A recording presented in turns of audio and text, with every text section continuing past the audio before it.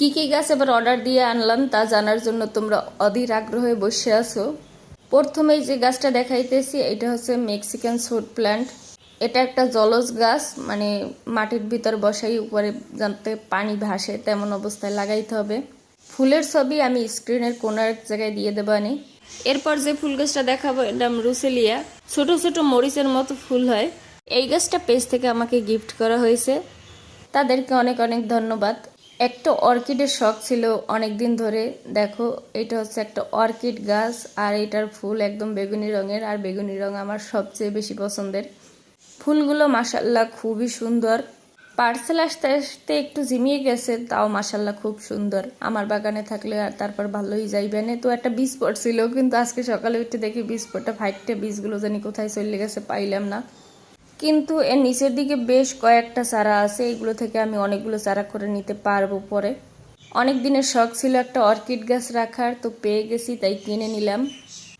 এছাড়া এইটা হচ্ছে যে চিত্রা বাগান বিলাস, অনেক দিন ধরেই খুঁজতেছিলাম যখন থেকে আমি গোপালগঞ্জ থেকে আসছি।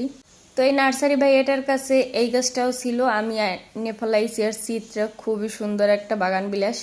অবশ্য আমি এখনো বাগান বিলাসের নাম সঠিকভাবে বলতে পারি না, আমার আইডিয়াটি মনে থাকে না। তবে এইটা মনে আছে কারণ এটা আমার খুব পছন্দ হয়েছিল গোপালগঞ্জ থেকে আসার সময়।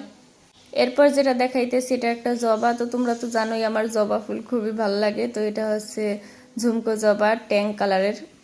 আমার একটা জবা গাছ মরে গেছে, তো ওইটা ভাবছিলাম আনবো কিন্তু পাইলাম না। এইটা একটা লাল রঙের নয়নতারা, তো এর উপরের দিকে আগা আমি কাটতে দিছি যাতে ঝোপালো হয়। নেক্সট যে গাছটা বলবো এটা হচ্ছে একটা ট্রাম্পেট ভাইন, ছবি কোনো এক জায়গা দিয়ে দেবো আনে। এর প্রায় 2-3 মাস আগে থেকে এটাকে আমি অর্ডার করব করে আর করা হয় নাই, তো অবশেষে কিনে নিলাম। আর এই যে সুন্দরীকে দেখতে পাইতেছো এর নাম হচ্ছে চেরি ব্লুমস।